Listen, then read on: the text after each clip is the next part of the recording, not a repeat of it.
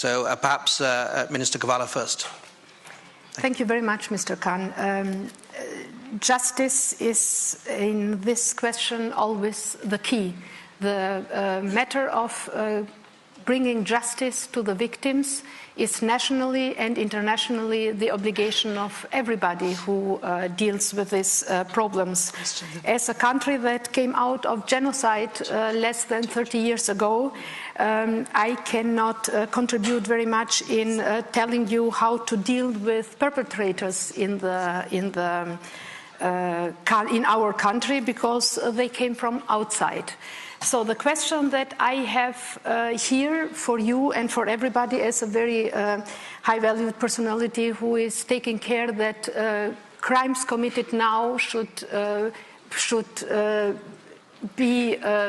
perpetrators should be held accountable for what they are doing there, and being a little bit shocked by this, by the presence in the last panel of one of the main architects of genocide in the Western Balkans, mainly in Bosnia-Herzegovina and in Kosova, and having this main architect telling advices in presence of victims and survivors should let us think about the sense of these conferences. We sit, we discuss, we bring a lot of pieces. Can I interrupt? Because for me, being very candid, this is one area, for goodness sake, this is one area, crimes of sexual and gender-based violence, where we should be able to coalesce about common values, to be united not for ourselves, not for politics, however strongly felt they are, but really on the victims. So what would be helpful is to focus on the gaps that you think in Kosovo that are there, and how do we do a better job to make sure we don't just talk platitudes but deliver in terms of allegations of sexual and gender-based violence.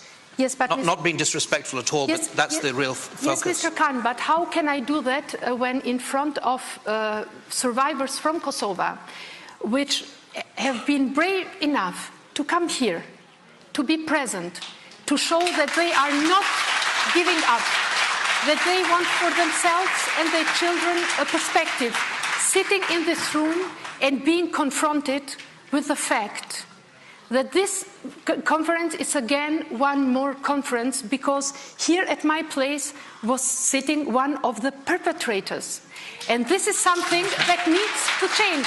This is the foreign minister of Serbia, the right hand of Slobodan Milosevic in the years 92 until 2000. So when we speak so much about victims and about survivors, we should have their respect in first place and then discuss about the circumstances. So I'm sorry, I do not want to answer your question, not in disrespect to you personally, but trying to help every survivor not to need to be confronted on neutral soil with the perpetrators. And this is our obligation as politicians, as justice and everything. Well, so I get the... well...